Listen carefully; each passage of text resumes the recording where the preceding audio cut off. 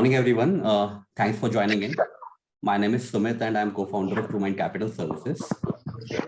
So there is a growing interest in investing globally, given that there has been advancement in technology and also progress in regulatory environment. So it has opened door for investment opportunities to take advantage of investment opportunities globally and to shed light on what are the possible investment opportunities, what is the landscape that we can look at. We have here today with us Nilesh Shetty. He's a fund manager with Quantum Mutual Fund.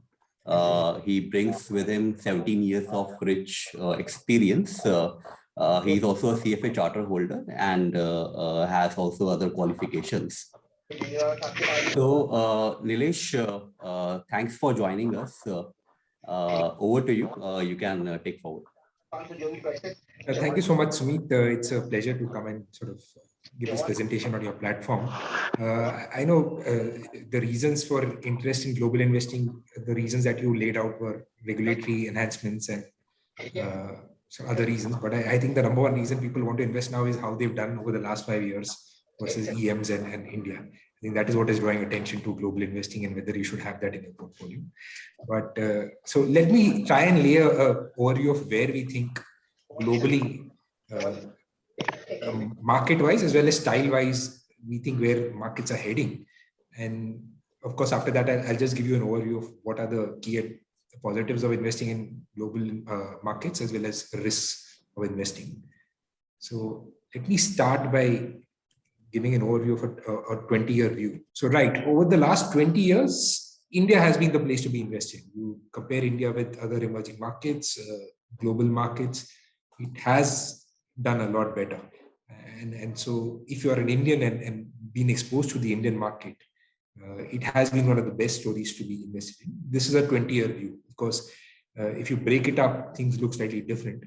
But over a long period of time, India has been a fantastic place to stay invested in. So I want to start off with that, saying that even though this presentation is a presentation on global asset allocation, India remains sort of one of the top places to be invested in if you're looking to expose yourself to equity markets.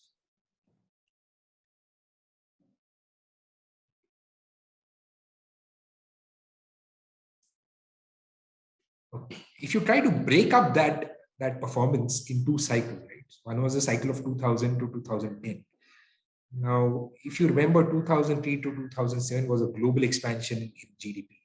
And of course, BRIC was a term which was coined in that era. So it was clearly an emerging market dominated performance. And emerging markets did a lot better than developed markets. In fact, the problems that erupted in 2008 was primarily a developed market problem when the US subprime crisis sort of collapsed, and that created problems primarily in the developed world. But what it also did was it impacted flows into emerging markets.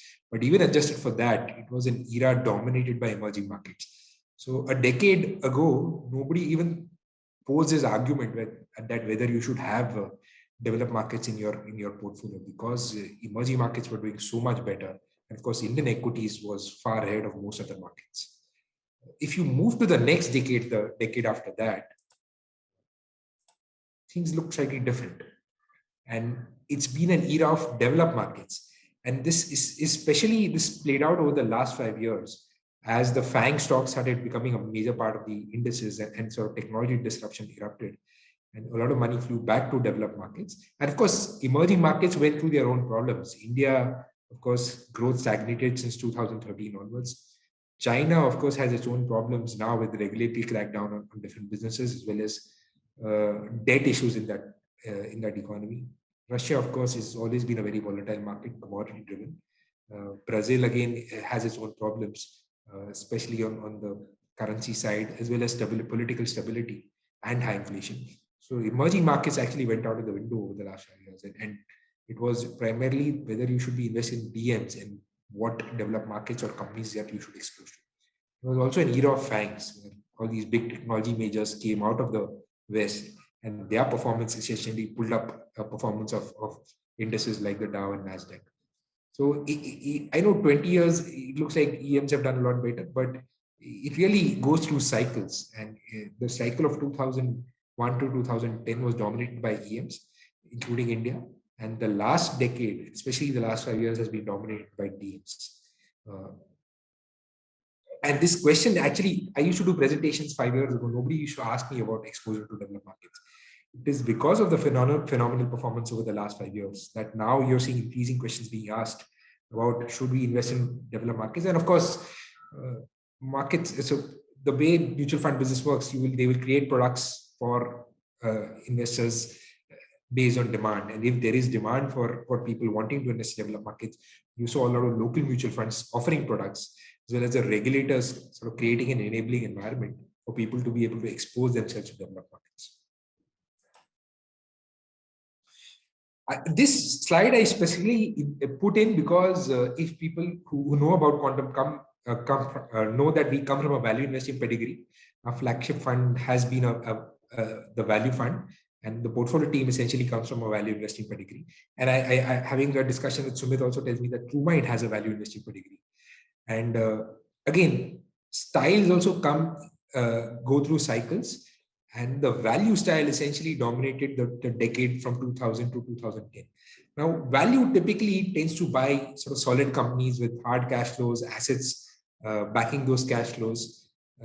So in a nutshell, they would rather give value to the current cash flows and the business of the company rather than potential cash flows and probability that this company 10 years later could be 10x of the current size.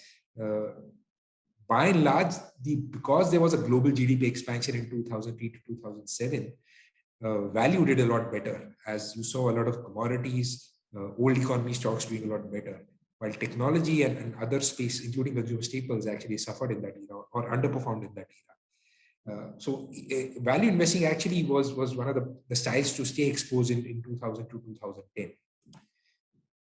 As you come to the next decade, of course, the FANGs essentially dominated. And it was the growth stocks which did really well, especially in the last 5 years. Last 5 years, the performance between value and growth has diverged so much.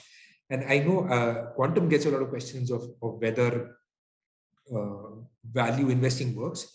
I'm assuming even TrueMind gets a lot of questions of whether getting exposed to value investing is the correct strategy. But again, it is cycles, and markets go through cycles. You had a decade of value doing well, and the last decade was essentially growth doing a lot better. And there is no reason to believe that the value style will not come back. If the underlying factors which support value, including global GDP expansion and old economy stocks getting back to their long-term growth rates, if that plays out, then you expect value to do well. Right. So based on the sort of charts that I've laid out before this, if you were to sort of break it up into decadal cycles, so 2000 to 2010 was EMs and value. 2011 to 2020 was DMs and growth. So if you were to make a tactical allocation of 2021 to 30, and again, this is a hypothesis. This is not, I'm not saying it is definitely going to happen, but at least post-COVID, it looks like, again, it could be the era of EMs, and again, it could be the era of value. If you were to take a tactical allocation of where you want to stay exposed to, perhaps these two buckets would offer better returns than what you've seen in the previous decade. I think that could be a logical conclusion if you're planning your asset allocation. Again, this is hypothetical. I don't know if this is actually going to happen. It just the way the markets have played out in cycles tell me the next decade could be for EMs as well as for value. Coming back to the topic of why invest in global markets. Again, the primary reason of why you should be investing in global markets or markets that are not your home country is diversification. You get diversification across geography and across styles. Because the regulatory framework in the developed markets is a lot more advanced, you might actually get exposure to products which are not even there in your home markets. So the number one reason that you should be investing in global markets is not for return. You should primarily be invested in global markets for diversification, because hopefully if the home market, which is your core portfolio, does not do that well, you might, the other part of the portfolio gives you some sort of hedge and improves the performance overall. The other reason is of course, no country has sort of a patent on best managed companies in the world. These companies are spread out across the world, and you can get access to them if you start moving out of your home market. Again, we have to be careful because you're not in these markets, analyzing these companies become very tough. So if you ask me why, say, a Tata Consumer is not doing well, or say Infosys is not doing well, it is easy for me to explain the reasons. But because these global companies operate in different markets and different geographies, and your visibility sitting from where you are is limited, you have to be careful of how you take exposure in these companies. I'd rather stick to quality and known names in the bucket if you're planning to invest there, rather than getting yourselves exposed to smaller companies where visibility is very limited. The other big reason, again, the reason why I know a lot of people have invested in especially in DMs, is because they have a child who's early on in in the education cycle, and they know for sure 15 years later, or 12 years later, they will be sending him to the US or other developed countries for his further education, and they want to get that dollar hedge upfront. So getting exposure or getting investing in global markets, especially the US, not only gives you access to some of the best companies in the world, but it also gives you a dollar return, which is hedged for currency depreciation. So in that sense, it also protects your purchasing power in some sense if you have dollar expenses to meet 12 to 15 years later. Risks, of course, is, like I said, you need to invest in global markets, assuming that you want to diversify, not necessarily because of risk. You may end up compounding your risk in your portfolio.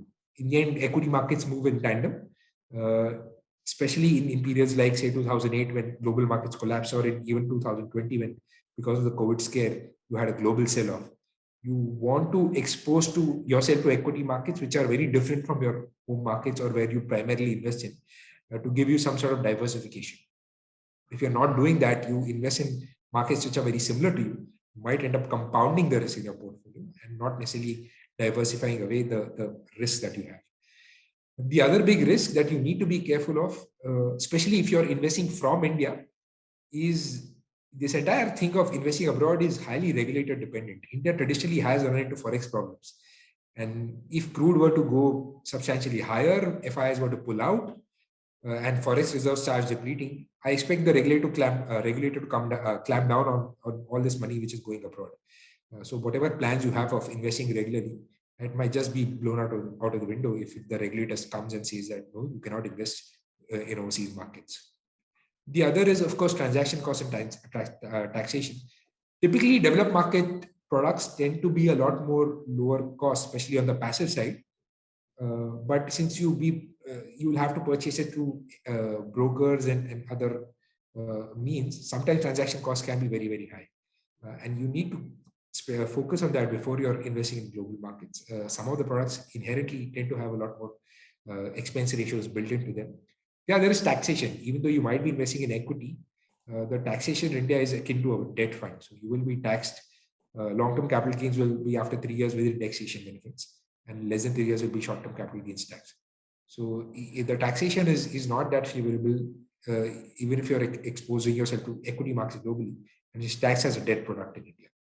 In terms of how much allocation should you be doing in global markets, at least our advice is not more than 10 and 15% of your overall equity allocation, precisely because of the understanding of what is happening in these companies and these geographies can be limited, and by and large, you really need to focus on diversification and not necessarily on returns.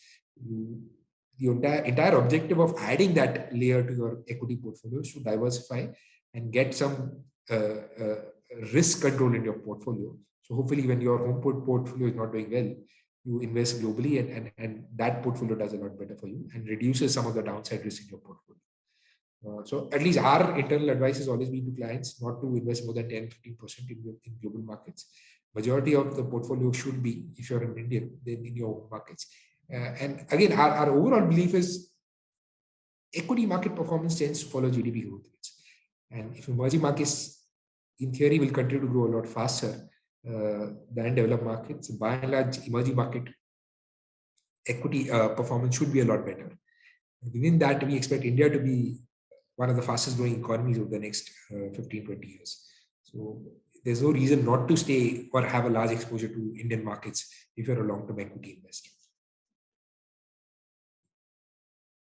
that sort of was my presentation. I think we can get into Q&A. Sumit, if you want to, unless you have some specific points you want to ask, you can sort of straight away get into Q&A. Yeah. Thank you, Nilesh, for the very informative session till now. And, before we jump into these questions, a specific question on taking exposure in the investment opportunities related to growth of China economy. That I would like to have your views on. How do you perceive? Because we know that China ultimately, we expect it to become one of the major superpowers, even overtaking USA at some point in time. So shouldn't having some exposure to Chinese equity also would make sense? Yeah, it's an interesting time when you ask that question. Right? I know a year ago, the answer would have been obviously yes, it's a fantastic growth story. Things get done in China very quickly. Look at the infrastructure that they built. But one of the big problems of investing in China is the political system. In the end, it is run by the whims and fancies of one party. You saw what happened a year ago. In around October of 2020, they suddenly decided certain businesses are not businesses that you should be promoting, and they went after them, including on the technology side, on the education side, on the gaming side. And what you saw then was a rush of money out of China and into India. So actually, if you look at FII flows from October 2020 to say September 2021, India got flows of almost $28 billion. And most of that was primarily reallocation trade away from China. My simple rule is, if you were to look at investing, especially if you're an Indian exposed to Indian emerging markets, again, which has regulatory challenges, one of the first criteria that you should have is you should be investing in countries where the rule of law is very, very strong and the governments are accountable. That necessarily gives you a decent hedge in your portfolio. Given that these two are slightly fuzzy in China, I would be very, very careful of investing in that market. The other big reason is, of course, the data in China is not particularly reliable. You really don't know what is happening. And you have what you're seeing over the last few months, very large real estate players suddenly going bust. It's really difficult to invest in such markets where you don't trust the underlying data, including data on GDP growth and the kind of consumption numbers that are coming. So my advice, you might have a very, very small allocation if you want to, but my advice is, especially if you are an investor already exposed to an emerging market like India, perhaps look at developed markets and not necessarily look at other emerging markets. Very well put out, Nilesh. But I would rather say that, totally agree that China exposure to China equity should not be too much. But, if one has to look at, the Asian economies like Taiwan, Singapore, so clubbing China, Singapore, Taiwan, or maybe Hong Kong into it, a basket of, investment in these economies, that probably can also help us diversify. And what you mentioned about the disruption that regulators caused in China, the government caused in with respect to technology companies as well. I also see it in a way that they are setting ground for further growth, where their common prosperity agenda going forward. And if they have to grow, if they have to overtake US, and if the economy is going to grow well, then as you mentioned earlier, a good GDP growth rate will also drive business growth rate. So that's how I think some exposure to China may be good, but overexposure can harm us. So yes, I think we can go ahead and answer these questions. And anyone in the participant, if you have any questions, please put that in the chat box, and we'll take it in the session itself.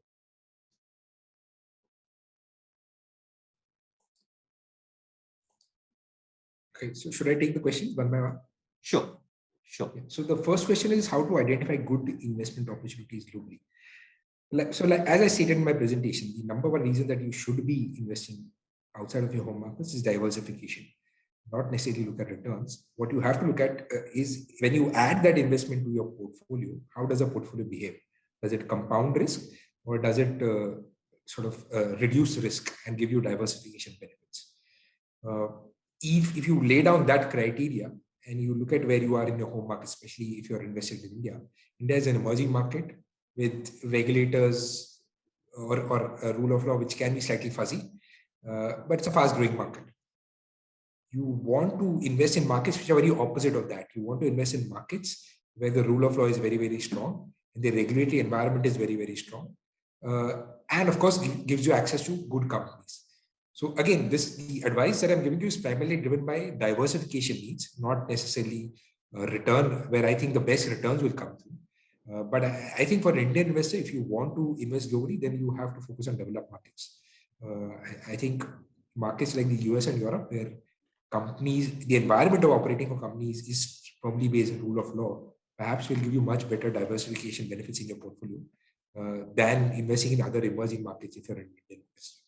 So that's sort of my advice on identifying good investment opportunities globally. Again, it is not coming from a return perspective, where I think the returns for these markets will be the best. It is coming from what happens when you add them to the portfolio, whether it compounds the risk or gives you diversification benefits. And for an Indian investor, I think developed markets give you that diversification benefits more than investing in other emerging markets. The second question, which is there, is should one consider passive or actively managed funds for international investing? Again, if you have RIAs like TrueMind who can analyze and sift through data and pick up funds and suggest, no, I think this is a fund for you, then you can look at sort of actively managed funds. But if you're an investor who doesn't have that kind of analysis or data with you, and if you then just want to access developed markets at low cost, then perhaps passive is the best way to go for you. But if you have someone advising you and guiding you and then sifting through data and telling you these are the funds for you, and then looking at the portfolio and telling you that if you add these funds, this is how the portfolio will behave, perhaps then you might want to look at actively managed funds. And I'm sure TrueMind has selected a bouquet of funds for its clients on which or how to invest in. What is the best route to take to exposure in global equities? Again, if you, so I'm assuming it's coming from whether direct investing or whether you should get exposed to funds. Again, if you have someone to guide you, like you have in case of TrueMind, then you can always go by their advice and listen to the funds that they are saying you should be investing in. Because I'm assuming it is backed by the research that they're doing. Otherwise, I think simple passive exposure works best. Direct investing, like I said, you have to be really careful unless you have the capability to analyze these companies who operate across multiple geographies and have multiple business lines. I'm not sure direct investing or picking stocks works that very well. You might catch a cycle right and might do really well. But by and large, I think sticking through funds, either passive or active, is a better route to take exposure to global equities than direct investing. So Nilesh, even I would say on this, I would like to add on this. So there is also an issue of taxation when you invest in direct equities globally. Going through mutual fund route, minimizes your taxes and provides you better transparent liquidity. That's correct. That's correct. And currently, what are the major global risks that can affect equity investment? The number one risk, of course, is where interest rates are headed and what the Fed intends to do. Inflation has surprised on the upside. Equities tend to move in inverse relation to fixed income rates. So interest rates are heading up, cost of capital moves up, discounting of future cash flows, the value becomes lower. And in theory, equity prices should head lower. By and large, you've had, especially after the Lehman bust, almost now 13, 14 years of low interest rates, very close to zero interest rates in developed countries. That has kept equity prices high. If that were to reverse, again, we are slightly skeptical of central banking behavior.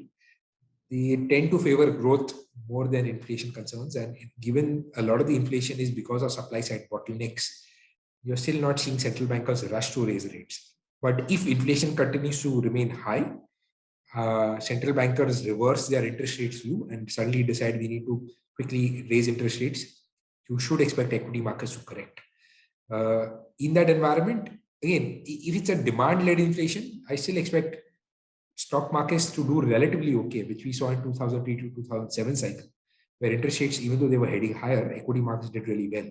But if it's an issue where growth is not coming through and inflation is still very high, and you might see a significant correction. So if you are in an environment where there's stagflation, you should expect a significant correction in equity markets. That really remains sort of the only major risk on the horizon right now. The other risk of pandemic and others, I think by and large, we are getting to a fag end of the pandemic, despite Omicron sort of surging now in India. But most countries, by and large, are fully vaccinated or are getting there. And I think they are getting to the view that you have to live with this virus and you have to get on with life. And you're seeing that signs in the UK, where they are now not making mask compulsory and opening up offices.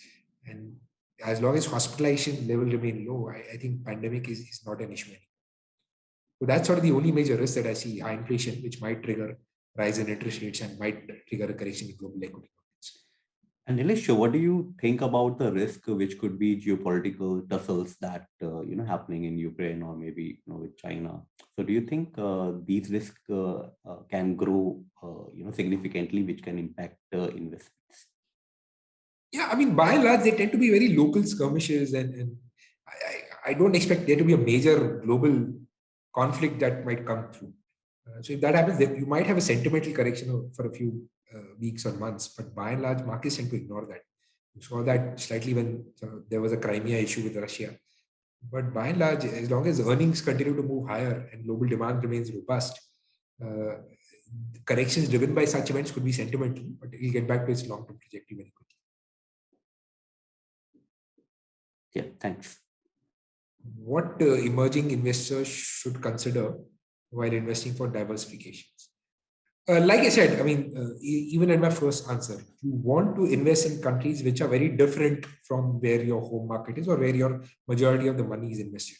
If you are an investor exposed to India, then you want, which is an emerging market where regulatory environment can be slightly fuzzy, you want the opposite of that. You want to invest in countries or companies where we're operating in a market where the rule of law is very, very strong. The opportunity to experiment and thrive is very easy for them, and ease of doing business is great.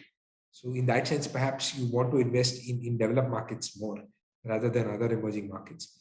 And again, the key is whether it is adding diversification benefits to your portfolio and not necessarily compounding the risk. You don't want to add markets or portfolios to your existing portfolio, which again moves in sync and defeats the entire purpose of investing in non-home markets.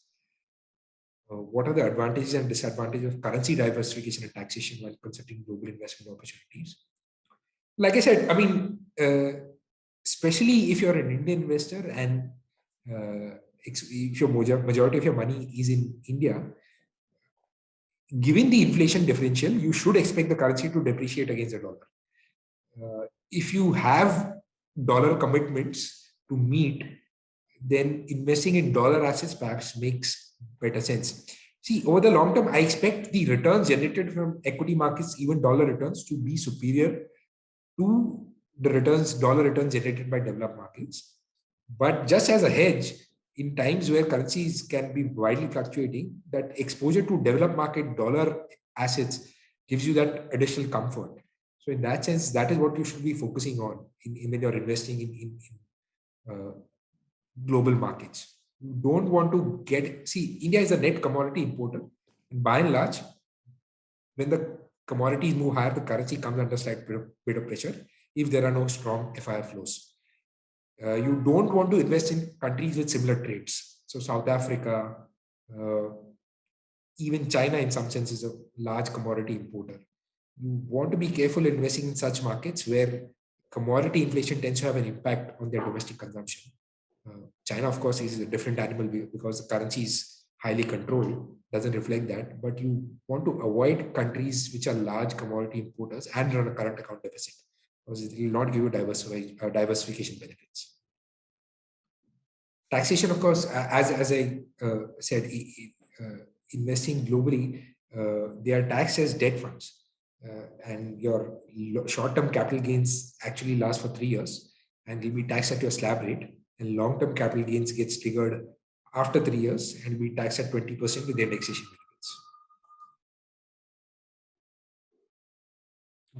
benefits. Thank you, Nilesh, for answering all these questions. It has been an enlightening session. Now I'm inviting questions from the participants. If you have any questions, please put them in the chat box. Nilesh, we have first question coming from Mr. Oberoi. What's your views on stocks like Facebook, Google, Apple? Should one consider to invest in the mentioned stocks in current market scenario? Yeah, like I said, last 5 years, they have, especially just before the COVID rally started, they were the ones dominating returns. And in fact, some of the reasons why developed markets have done so well is because it has been a very, very concentrated rally driven by these stocks. My only concern, again, these are industry leaders, create moat in their businesses and dominate their individual businesses. My only concern is where regulations are heading and what regulators are thinking about these businesses. Because they are so dominant in their space, there is a view that they should be broken up and there should be some limits placed on the way they are doing businesses. And there has been some data to prove that they've abused their power in their respective businesses. In that environment, perhaps they might not give you the kind of returns that they've done historically. I mean, these are fantastic businesses to own, but I just be careful in terms of what kind of exposure you have in these businesses. Just because the way the regulations are unfolding in Europe as well as in US, there is increased clamor that these companies have abused their dominant position in their market space, and you might see some regulatory action against these businesses, and the stocks will start reflecting that, where operating environment for them would be a lot more difficult in the future than it was, say, between 2015 to 2020. So I would like to add one more point into this query. A lot of these stocks also benefited from low interest rate environment. So in case interest rates will increase, then any narrative which is currently set in and not going according to what people expect, any deviation can bring in a sharp correction in these stocks, like we have seen in Netflix yesterday. So the stock crashed 20% in a span of a few minutes, a few hours, just because the numbers that they were expecting were not in line. And also the talks are going on in increasing the interest rates globally. Please put your questions in the chat box. All right, so we have another question from Anand. He's asking, some exotic global funds have been launched in India. Are these advisable for Indians, or should one stick to diversified US-based funds? I know. See, the way the mutual fund industry works is they cannot launch a product, or most of them, they have to create some differentiation in the products that they launch. Right? So if there is already a simple product out there, they would want to tinker with that and do something to get eyeballs, and they would create products which doesn't necessarily enhance returns or reduce risk. So at least my advice is to stick to simple products, products that you understand. I would be very careful of investing in exotic products, because the risk return payoff is not that clear in some of these products. And when you add them to the portfolio, I'm not really sure whether they add diversification benefits or compound the risks in your portfolio. So that's sort of my view personally. I come from a value investing background which focuses on risk first. That advice comes from there. But if you can understand these products and think they add diversification benefits and can enhance overall return in your portfolio, then you might want to look at it. I personally won't. We have next question from Rosa. Can you tell us a little about the climate change stocks and investments in them? Yeah.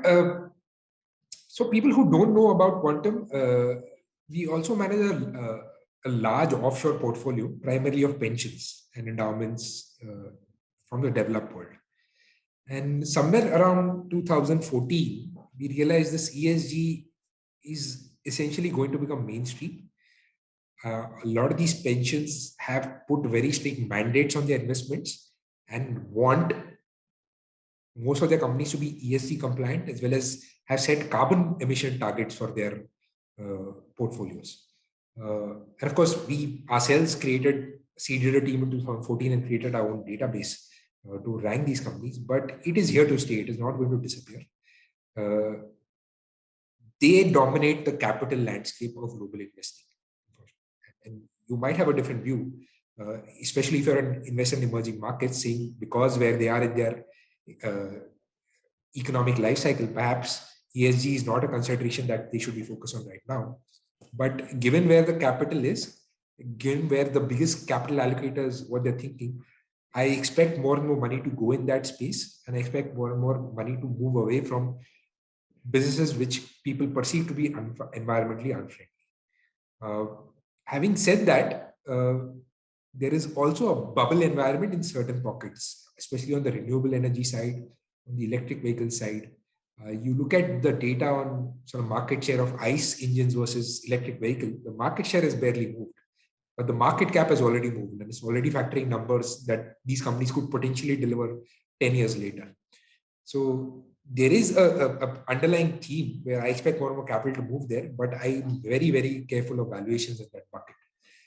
My simple rule of thumb is if you just invest in companies which are very well governed, I expect most of these managements to automatically focus on the ENS parts. If you get the G right, I expect these managements to focus on ENS automatically in their businesses, because that is where the world is headed.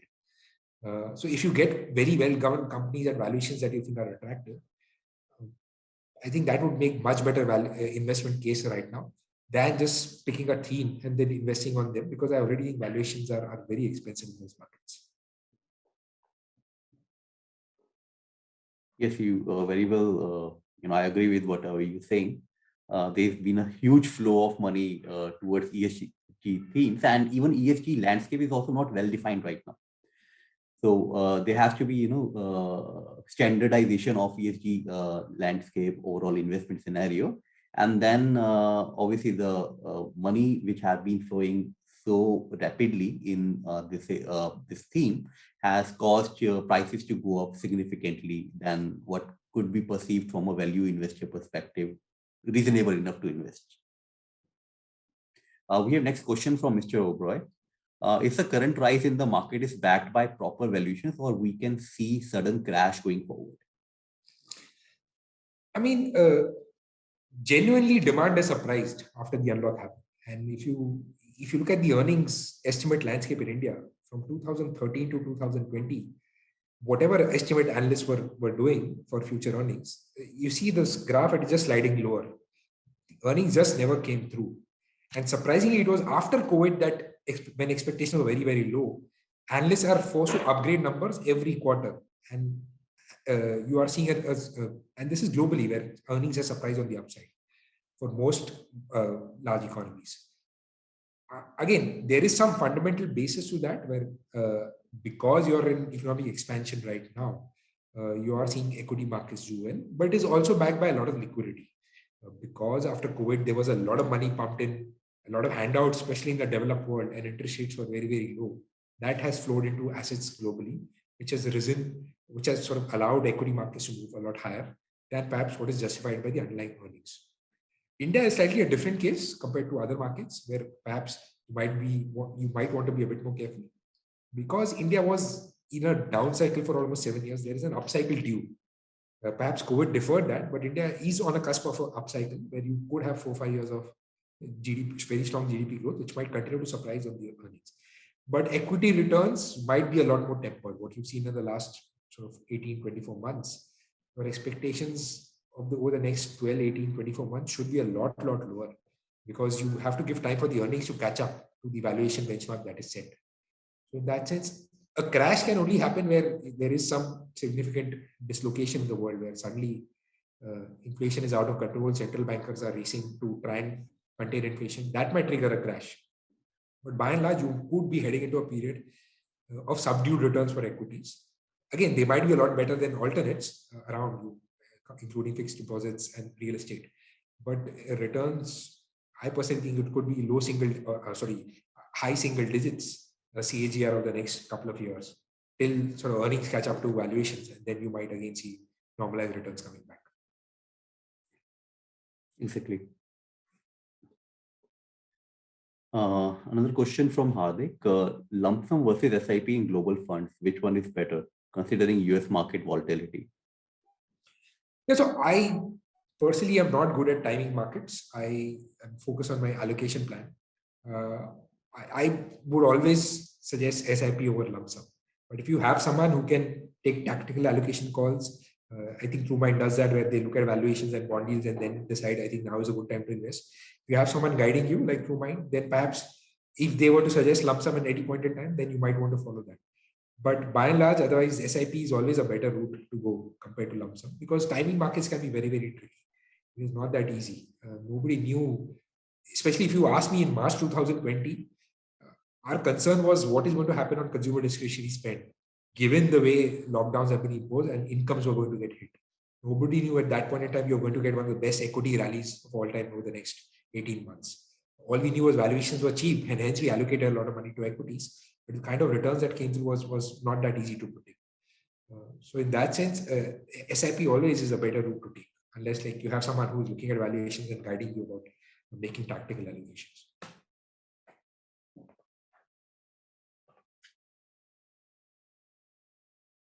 We have another question from Mr. Oberoi. As you discussed about allocation, ESG funds are categorized under thematic funds. So do you suggest to have thematic funds in an individual portfolio? If yes, then what would be the percentage allocation? Yeah, I mean, there are themes like allocation to certain specific sector, which I'll be careful of. I really tough to take a call on sectoral funds. But then ESG in the end is a diversified equity portfolio. It is not linked to any particular sector.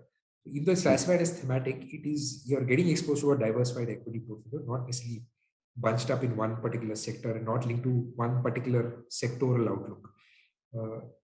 But again, it is a theme that has come up over the last few years. You really have to wait and see. There is a lot of research and data suggesting that they will do well, because essentially you're buying into well-governed companies. But again, you really want to limit your exposure to such themes. I personally would not allocate more than 10% to one, if a thematic portfolio, if you have one, and stick to diversified equity funds as core of your long-term equity allocation. Right. So as a matter of fact, ESG funds can also be categorized as flexi cap funds because they are investing across large cap, multi cap, mid and small cap stocks. And even right now, if one has to look at investing in ESG funds, so it's important to also look into the stock basket, stock portfolio that the fund is holding, and how expensive or cheap compared to historical standard it is. So this also could be one of the basis to look at investing in ESG. And definitely in the long term, ESG as a theme would do very well. But as we do understand that investing at right prices also matters. Even if something is really good, investing in some good businesses, some good themes at a higher price will result in poor returns going forward.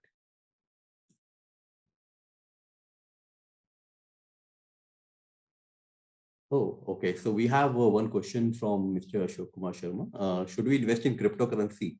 Can we invest in mining also? Yeah, unfortunately, I'm one of those people who do not understand cryptocurrency that well. And my simple rule of thumb is invest in places that you understand. I really, just the way the value fluctuates, it seems to be driven by perception value than anything underlying on fundamental basis. I have personally stayed away from cryptocurrency. I will always advise people not to invest in cryptocurrency. See, there is a technology platform that is evolving which can be used in multiple bases. That is fine, the blockchain technology. But cryptocurrencies per se, I'm not sure you should be exposing yourself to cryptocurrency. Again, that is my personal bias. My simple rule of thumb is invest in places that you understand, and invest in places whose price fluctuations you understand. You understand why it is going up or why it is going down. In cryptocurrency, I have no idea what drives the pricing of these currencies apart from perception value. My advice is no. I don't know if TrueMind has any view on this.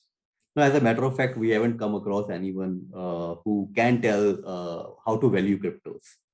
And I mean, we also have the similar view on crypto. If we do not understand it, how to value it, why it will go up or go down, we should stay away from it.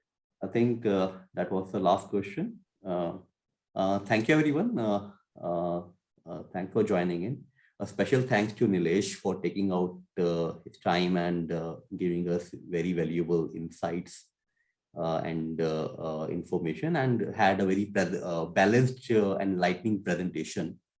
Thank you, Nilesh, again. And thanks everyone to you for taking out your time to attend this presentation. Take care and have a wonderful day and stay safe. Yeah, and thank you so much to TrueMind for inviting me on their platform to present. It's been a pleasant session so far.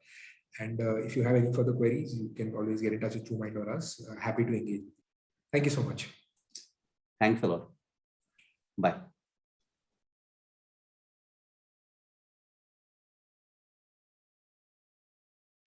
Mutual fund investments are subject to market risks. Read all scheme-related documents carefully.